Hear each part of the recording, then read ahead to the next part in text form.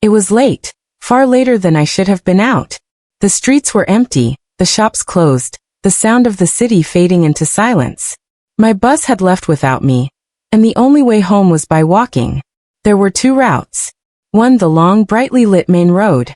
The other, the narrow alley everyone warned me about.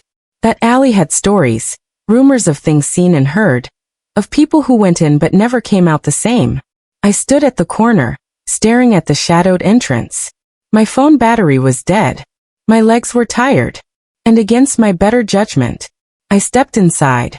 Scene 2. Entering the alley. 050.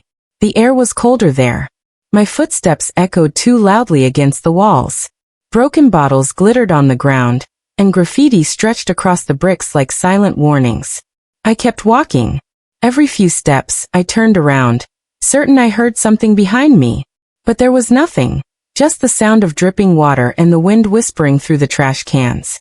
Then I noticed it. A shadow, moving where no one should be. Scene 3. Suspense rising. 120. I froze. The shadow was long, stretched unnaturally across the wall.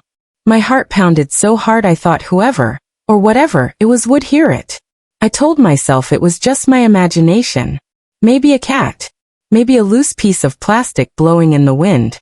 I quickened my pace, but the sound of footsteps followed mine. Soft. Slow. Matching me. That I reached for my bag, pretending I was calm, but my hands shook. The footsteps grew louder. I wanted to turn around, but fear kept me moving forward. Then from the corner of my eye, I saw him. A man, tall, hooded, his face hidden in the shadows. He wasn't walking behind me anymore. He was already standing ahead of me. The only way out was through him. I stopped. He didn't move. For a moment, we were frozen in a silent standoff. Then he tilted his head, just slightly, like he was studying me. Lost. His voice was low, rough, and it sent a chill down my spine. I wanted to scream, to run, but my throat was dry. I forced out one word. No. He stepped closer. One step. Then another.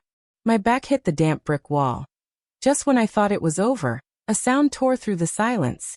The loud crash of a bottle breaking further down the alley. Both of us turned. For a split second, his attention shifted.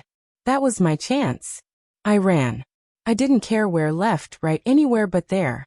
My legs burned, my breath came in gasps, but I didn't stop until I burst out of the alley and onto the safety of the main road. I never found out who he was. Maybe he was just a stranger. Maybe he meant no harm. Or maybe the rumors about the alley were true. What I know is this. Sometimes the scariest part of the night isn't what you see. It's what you almost see. And that night, I promised myself one thing. I would never face the dark alley alone again. The lights, the cars, the people. I had never been so grateful to see them.